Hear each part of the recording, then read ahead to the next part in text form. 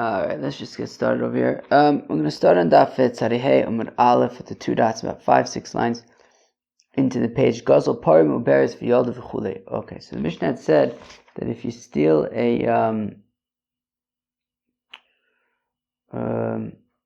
does anybody know anybody who like works at the App Store review people? I could use your help. Those people seem like they're a bunch of idiots. Well, that's not nice, I guess, but they are. Anyways, that. If anyone was thinking about like releasing an app, I don't know. The App Store review process is a certain level of horrible. It's a certain level of horrible. Yeah, I would recommend if you can, just release a web app. It's so much easier. The App Store review thing is like a particularly horrible thing. It's like the business world has moved so much in the direction of like efficiency with like agile and lean and, you know, all sorts of things like that, and like removing blockers and all that kind of stuff. The App Store is the opposite. It's just one humongous blocker. And they just keep on rejecting the app for like the same reasons that don't exist. And they just, like, the app needs to be rejected 4 times before it could be approved. And it's just like, you know, it's just sitting there. So if anybody has any advice on the topic, or maybe knows somebody who knows somebody or knows stuff, that'll be helpful, because this is like ridiculous. Okay. Okay. Tzari Aleph. So Tzarihei Amud Aleph. Okay. Gazal Parim Uberes V'Yolda. All right. So the Mishnah had said, right? Because, oh gosh, am I seriously doing this? Wait, let me take a deep breath, and then we got stuff to do. All right, let's do it. Wow. All right. Okay. We're learning BavaKama. That's what we're doing. We're learning BavaKama. Where am I? All right, we're learning BavaKama. Shinoi. Okay, Shinoi. Right. All right. Oh, yeah, this is great stuff. Okay, snap back into it. Okay. Shinoi. Right. When there's a Shinoi, who owns the thing, and what do you have to give back, and that kind of stuff. So like,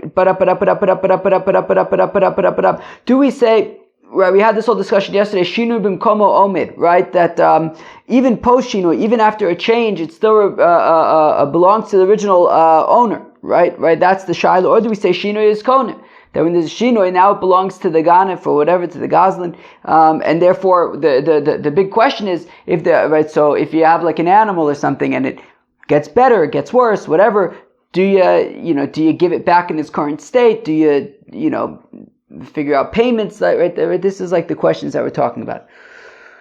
Whew. Okay. Okay, so the Mishnah had said that if you steal a cow that is pregnant, and then it gives birth, so we say you have to pay kshas agzela, you have to pay for a pregnant cow, not a non-pregnant cow. So now, Tana the rabbi started, Hagozel Rachel V'Gaziza. Skip the word para, right? The Agos Abach takes it out. Right, V'Yolda. So if a fellow steals an ewe and then shears its wool and births its baby. No, it doesn't say. It says it gives birth. So Mishalim Osa. So you have to pay for the ewe.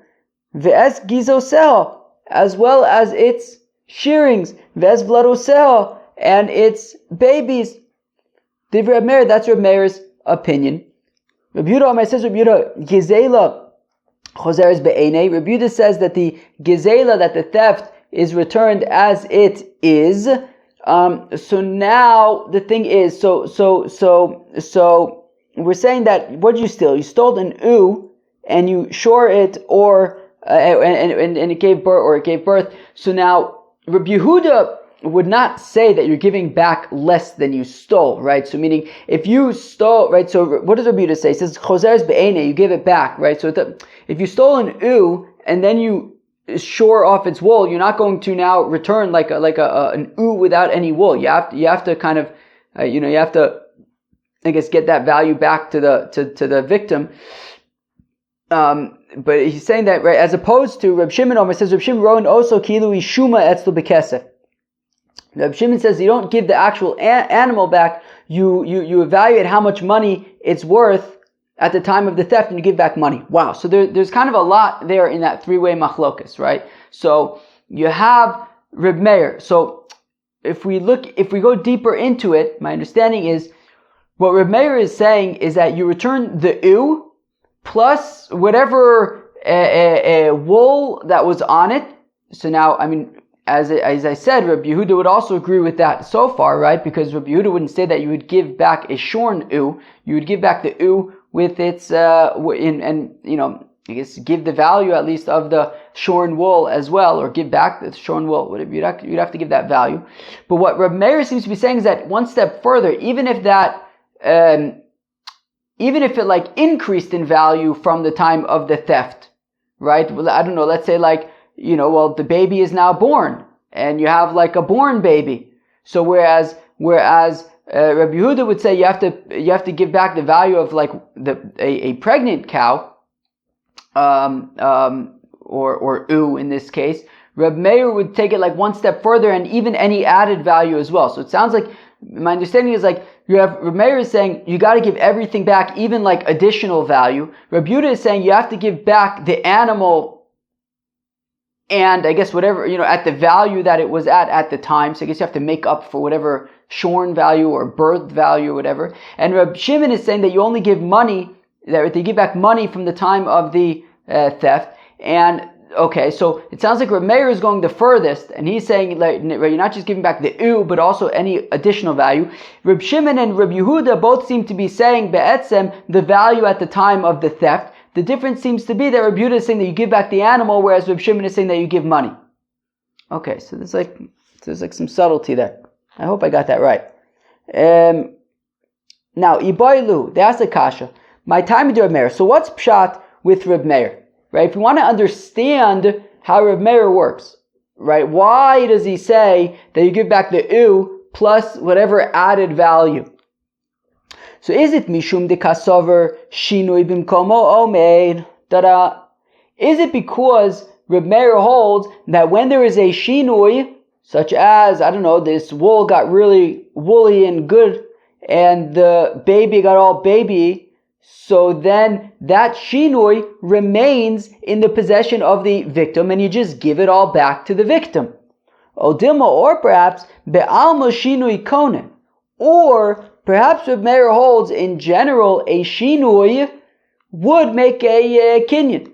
A shinui would make a kinyan, and therefore it would belong to the gazlan, to the thief.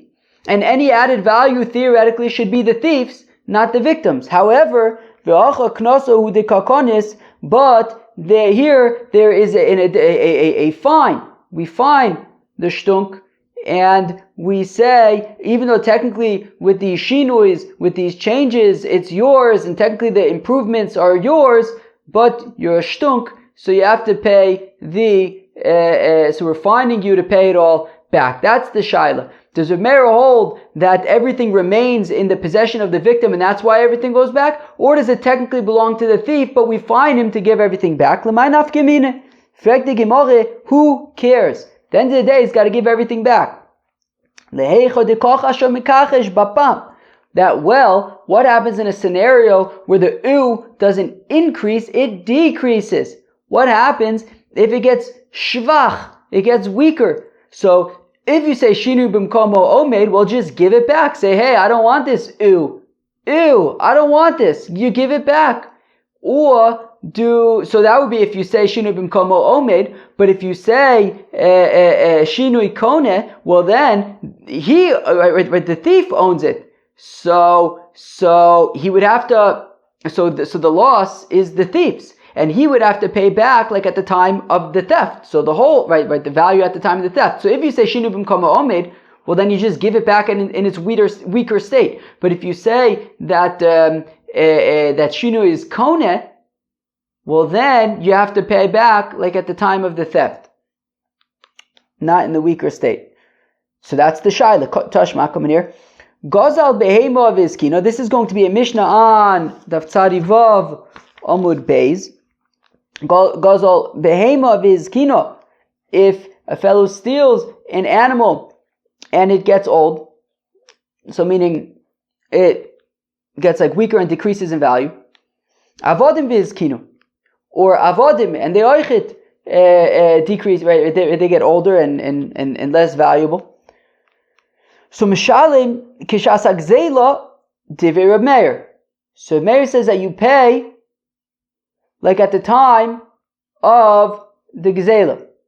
Like at the time of the Gzela. Ho ho ho ho ho ho ho ho ho. That you pay like at the time of the Gzela. We don't just give him back. I read that wrong. I mean, I read it mostly right, but I made an important mistake. Let's start again. Tashma Gazel Behema Vizkina Avodim Vizkina Mishalim Kishas Agzela. Period. That was not Reb Meir's opinion. That was the Tanakama's opinion.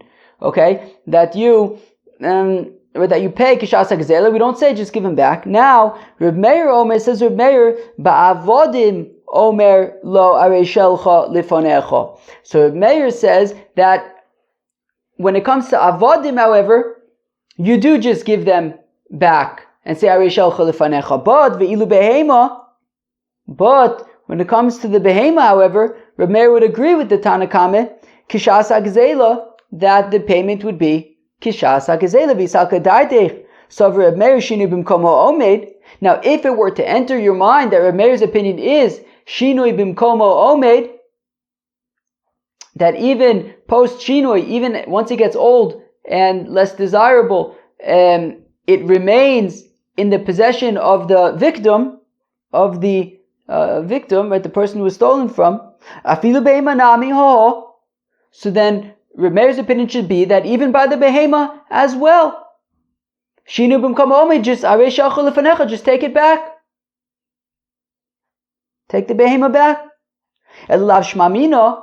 So rather, from the fact that Reb Meir says that by the animal is mishalem kishas hagzela, kasov Reb Meir shinu kone, the Reb Meir holds that this change in the animal makes a kinyan for the thief, and the thief now owns it, and he can't just give it back because it's his now, and he has to pay the value like at the time of the theft. He can't just say take it back. Okay, so therefore he owns the animal, so and he can't just give it back. He has to pay like at the time of the theft, and therefore going back to our example where he stole an ewe and it increased in value, and Reb Meir is saying that he's got to give all of it back, including the added value.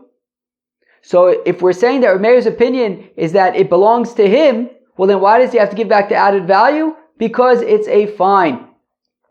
Ve'alcha knosa hu dekakonis, and Reb Meir holds that we fine the shtunk and we say that he's gotta give all of it back, even though he technically owns it. Amrei, Reb Meir l'divreim d'Rabbanan kamer lehu. Ha ha. To which the Gemara says you can argue that Reb Meir holds shinu b'mkomo omed. Ha ha. That shinu b'mkomo omed. Ha ha. That when the animal technically gets weaker, he just gives it back to the victim and says, take it back. It's yours. Take it back. So then how come over here is he saying that he has to pay kshas hagazela?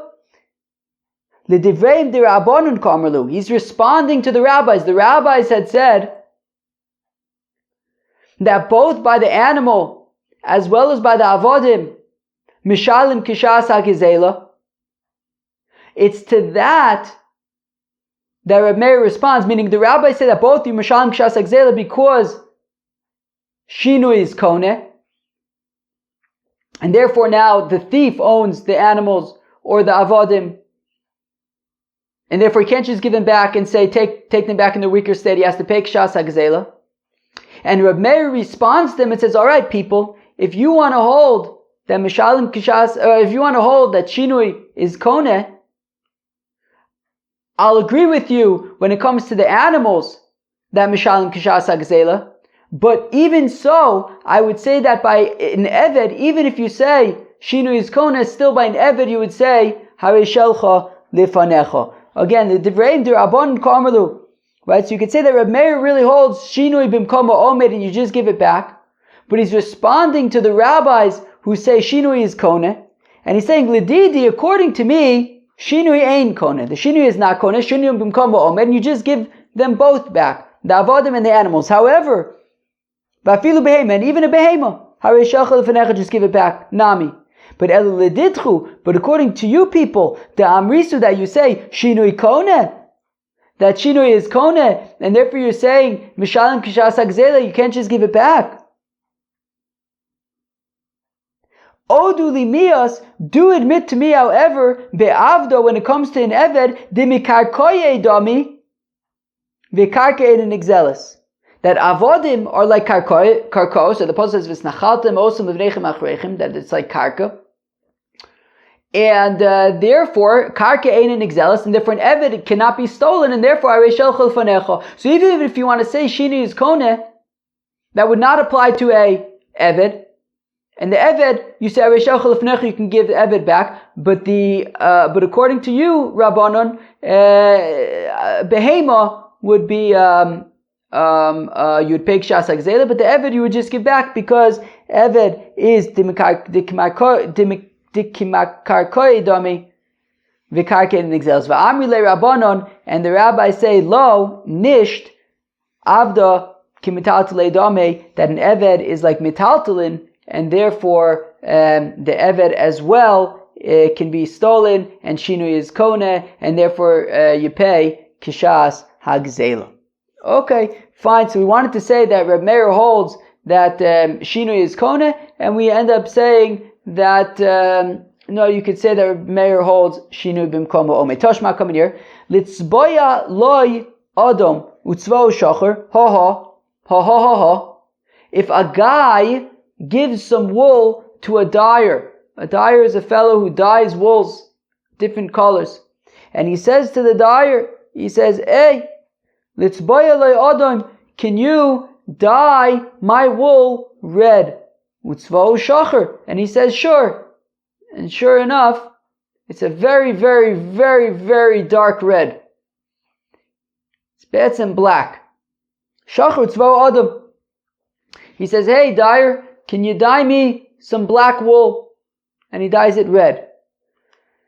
Okay, so there's a shinoi. So the question is, right, so Rameir Omer says, Rameir nosin lo demei tomorrow. So the dyer messed up. Right, a guy comes to the dyer, he says, hey dyer. And the dyer's like, hey guy. And the guy's like, hey dyer, can you dye my wool red? And the dyer's like, sure guy. And then he dyes it black. He dyes it black. So he made a mistake. So now what? So the dyer needs to pay back the guy, because he messed up his wool. So the question is, what exactly does he have to pay back? Just the wool? Or the wool and the dye? So it says Rameir Omer nosin lo dmei tzmaro. He just gives him back the value of the wool, but not the dye. Dmei tzmaro ushvach lo. He only gives back the value of the wool, not the value of the wool and the dye. If you would say Shinu Bimkoma Omid, say we just give back the whole thing to the guy. And he would just say, take it back, the wool and the dye. Right? So it was supposed to be red, it was black, he would just give him back the black wool. But nisht, we're saying that he just gives back the wool, i.e. Shinui Koneh. That when the dyer dyed it the wrong color, he was then Koneh it. And therefore, all he has to return is Kshas Hagzela, returns the wool, but it doesn't have to return the value of the dye as well. Right, so Dmei Tzmaru in, Dmei Tzmaru v'shvacho lo v'yisaka daitich. So for Reb Meir, Shinui ain't Konen. If it enters your mind that Reb Meir says, Shinui does not make a kinyan, and Shinui b'mkomo omed, well, if that's the case, Dmei Tzmaru v'shvacho boi l'meisav lei, he should have to return to the dyer should have to return to the guy the value of the wool as well as the dye. Elav shmamina kasav Reb Meir shinui kone. So rather, it must be that Reb Meir holds that a shinui is kone. V'acha knasahu dikakonis shmamina. So it must be that Reb Meir holds that shinui is kone, and that is why the dyer only gives back the value of the wool and not the value of the wool and the dye. So shinui is kone, and therefore in our initial case with the u, where Reb Meir says you have to give back the u and all of the added value, it's because the reason being that even though he's kone the u and the added value is his, but we fine him for being a shmendrik, and we say you have to give back everything, the u and all added value. Ikadamar, those who say ha lo iba ilon, this is not a kash. I mean the apich Rav, we're going to see on Daf Tzadivav Mud Beis that Rav Taka flips around the Mishnah with the behema and the behema and the behema and the avodim and getting older and the shinui. Where am I? Ikadam to those who say halom ibayilon, this is not a kashmi. The apich Rav vitani, from the fact that Rav flips around the Mishnah and he teaches gozal behema vizkino, that if you steal a behema and it gets older, avodim vizkinu, avodim and they become older. Mishalem kishas agzeila divrei Reb Meir. That Reb Meir is the one who says that you're mishalem kishas agzeila. Ho ho, ho ho ho ho ho, ho ho. That Reb Meir says that you're mishalem kishas agzeila. So memela that means shinui is kone.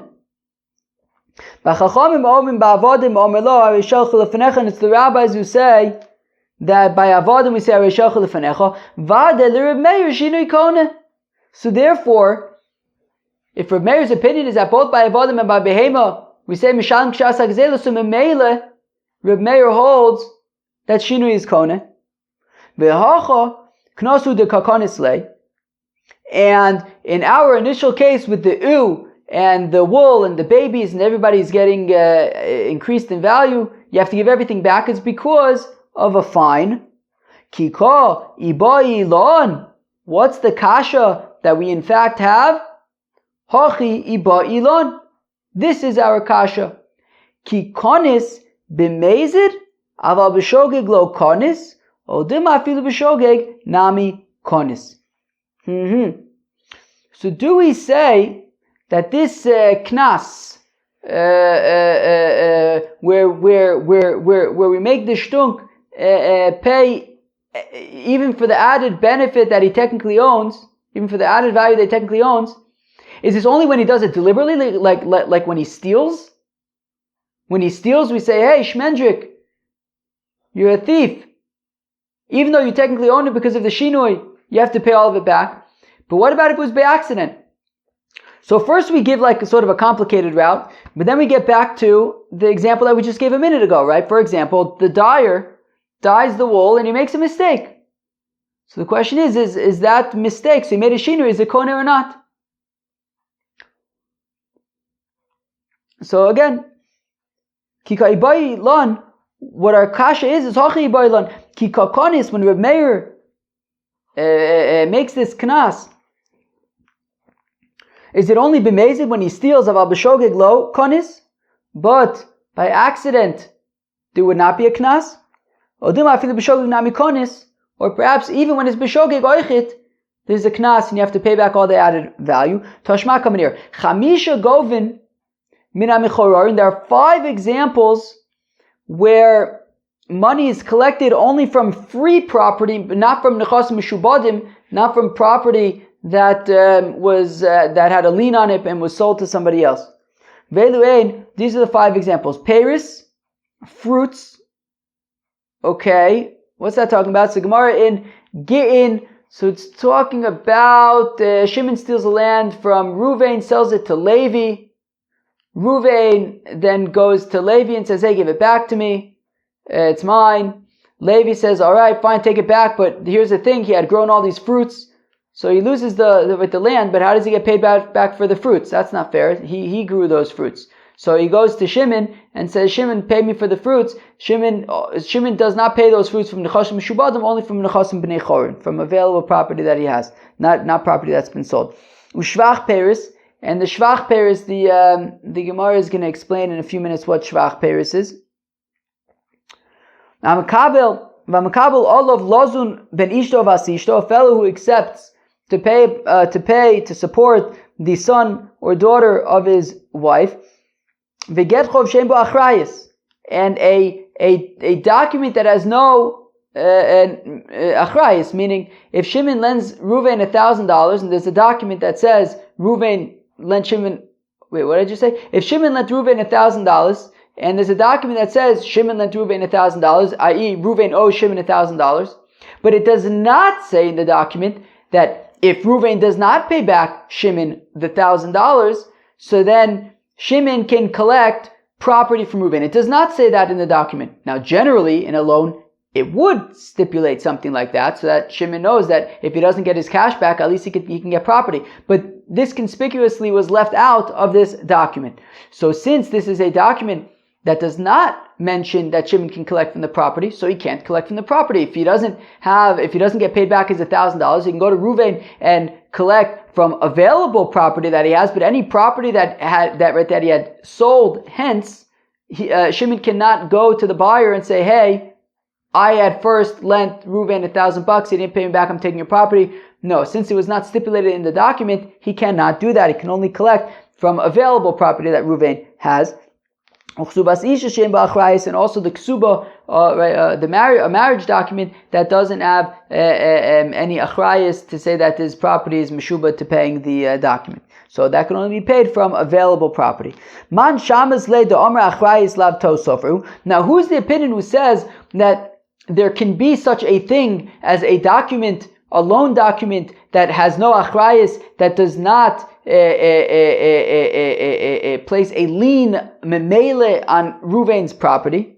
Reb Meir. It's Reb Meir, meaning the question is, if Shimon has this document that says that Reuven owes him $1,000, and it does not say on the document that, and if Reuven doesn't pay back the $1,000, Shimon can collect from his property.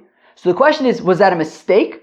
And obviously, Shimon can collect from his property. The fact that was left out of the document was a mistake. Or do we say if it's left out of the document, it's left out of the document, and Shimon cannot collect from Reuven's property unless it's available. So Reb Meir is the one who says if it's left out, it's left out. So therefore, Memela, the point is that this brisa is Reb Meir, because it's Reb Meir who would say that if the shibud is left out, it's left out. So clearly this brisa is Reb Meir. Okay? So again, so Manchamas le the Omer Achrayis lav to soferu. Who's the one who says that if you leave out the Achrayis, it's not a mistake? We take it at face value. Reb Meir. Vikatone. And what does he teach? Peris, ushvach peris.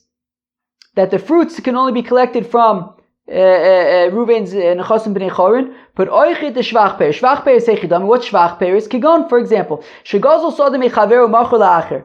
Shimon stole land from Reuven and sold it to Levi. Vishbicha. And Levi made the property better. He invested in the property. The property now is a more valuable property than at the time that Levi purchased it from Shimon the thief. And now Reuven goes to Levi and says, Levi, I'm sorry, but this is really my land. Shimon, who you bought it from, stole it from me, and therefore Reuven takes back the land from Levi. Here we go.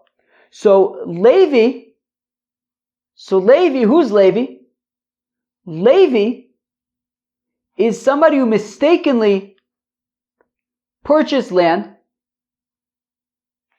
Somebody who mistakenly purchased land.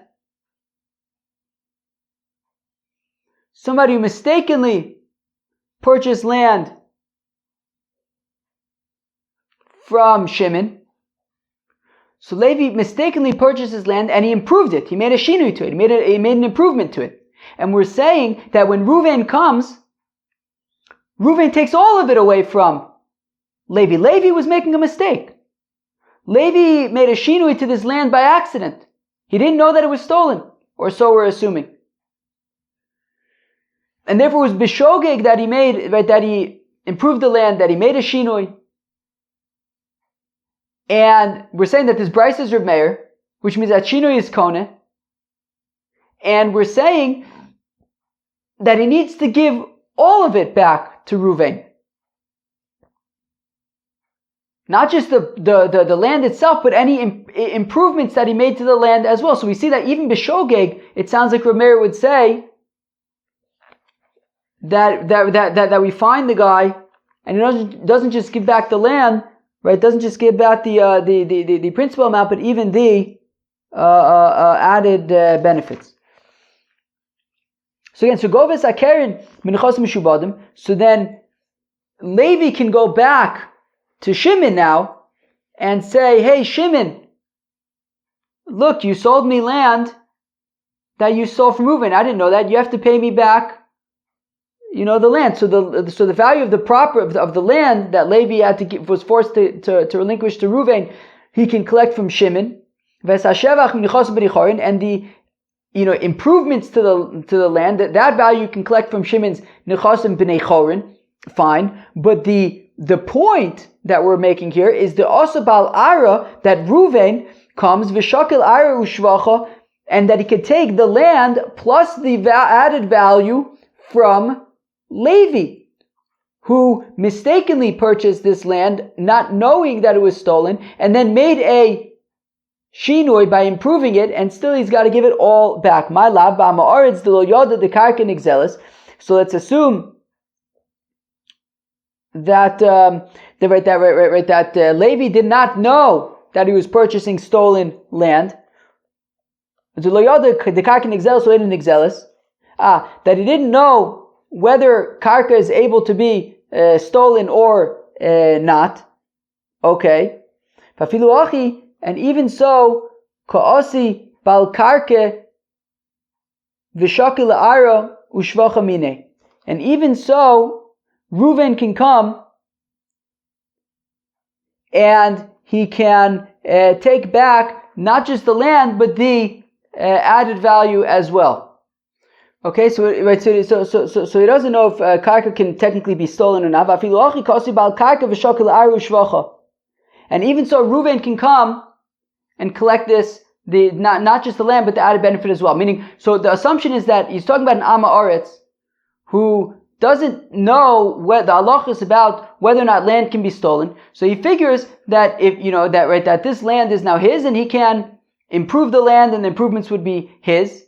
And we're saying that even though he's making a mistake, still Reb Meir is saying that he would have to give everything back.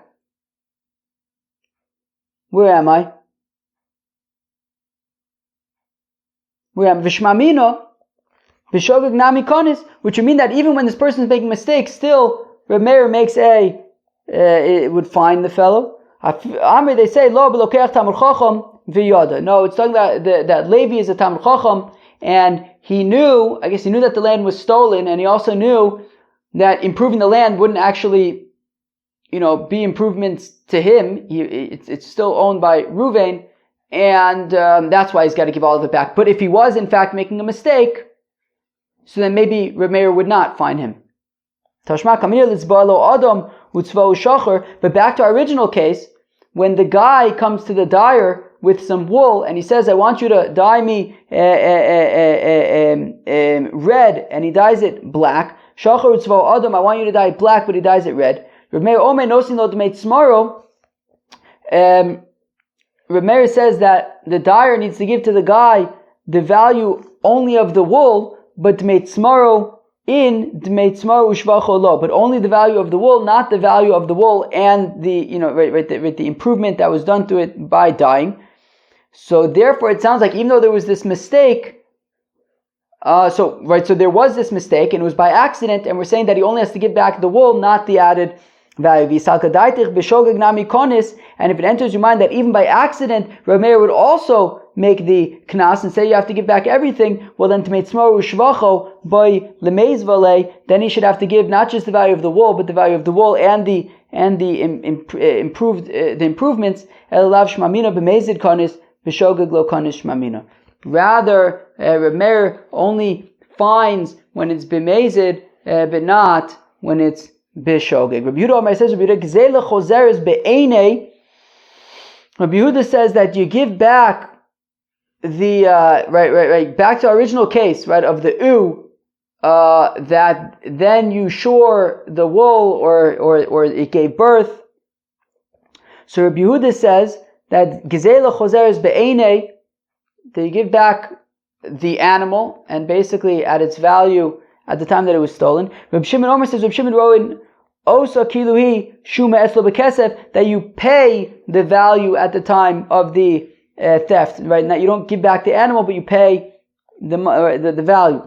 My benai, what's the difference? So there's a change that it says BavaKama mifage. What are they arguing about? What's the distinction between the two opinions? Rav Zvid b'shevach she'al gabe gezelo kamifage, says Rav Zvid that they're arguing about, if I understand correctly, that the guy steals the and the has a whole bunch of wool on it, and then I guess he left the wool on it, and it grew more wool. So what about that wool? Does he have to return that, or can he keep it? Rabbi Yehuda says you give back the animal and whatever's on it, even the added wool, it belongs to the victim. Reb Shimon Sover the Gazlan Ave, Reb Shimon says no, you pay the value at the time of the theft, but anything that came after that he can keep. All right. Reb Papa Omer says Reb Papa shevach shal gabe gezela the Gazlan Have. Reb Papa says no. Both Reb Yehuda and Reb Shimon agree that any value that is on that is on the animal belongs to the Gazlan. The question is that regarding that added value, does it all belong to the Gazlan, or does he split that value with the victim? Rabbi Yehuda holds that all of the added value belongs to the Gazlan. Reb Shimon Sover the who Tishakil Gazlan, then in terms of the added value, the Gazlan splits it with the victim. Tnan, we learn in our Mishnah, Gazal Parav in Isabr Esov V'Yolda, that if he steals a cow and then it becomes pregnant and then it gives birth, Rachel V'Nitano Eslo V'Gazza, he steals an and then it gets all woolly and then he shears the wool, so it's back at step one. Mishalim Kishas Agzela, the Mishnah says that you pay like at the time of the theft. Yolda in lo yolda hadra be'ena. Well, that implies that, meaning if you steal a cow and then it got pregnant and it gave birth, and now you're going to return it, so you just return it without the pregnancy. But what if it didn't give birth? So then it wouldn't be kishas agzela. It would be like at the time of the theft. It wouldn't be kishas agzela. It would be you would return how it is now, the pregnant cow. So b'shlam of Rav Zvid. So I understand according to Rav Zvid, D'Amar Shevach Sha'al Gabe Gezela the Nigzol Have the Rabbi Yehuda. So according to Rav Zvid, who says that according to Rabbi Yehuda, any added value you would give right back to the Nigzol, according to Rabbi Yehuda. So then this Mishnah would be like Rabbi Yehuda, that if you stole a cow and then it got pregnant, you would give back a pregnant cow. That would be like Rabbi Yehuda. Hamani Rabbi Yehuda, Elul Rav Papa, but according to Rav Papa, D'Amar Gazlan Have the Gazlan Have, who says that it belongs to the Gazlan. Well, then why would you give back the pregnant cow? That added value belongs to the Gazlan. Hamani lo Reb Yehuda v'lo Reb Shimon. It's like neither Reb Shimon nor Reb Yehuda. So Amar Loch, Rav Papa would say, "Hu adin afilu lo yoda nami kshas agzela hu mishalim." No, even if the cow was still pregnant, you would pay back like at the time of the theft not the pregnant cow. For the katana yolda, the reason why it says that davka if it gave birth, you give back kishas gzela. I did nosav reisha yolda, since in the first part of the Mishnah it mentions that it gave birth. Nosav sefer nami yolda, so also in the sefer it mentions yolda. But even if it didn't give birth, you would pay kishas gzela. Tani kavasa dira papa. We have a brayso supporting a papa. Reb Shimon Omer says Reb Shimon wrote osa ki'ilu yishuma etzel bekesef mechzel l'shish levia, that we have a brisa that reads like Reb Papa's version, that according to Reb Shimon, you pay back money at the time of the value, the value at the time of the theft, and if there was an increase in value, so then the thief would split that value with the victim. Friends, that was Daf Tzadiyah, Masechet BavaKama. Hope you enjoy. Peace out.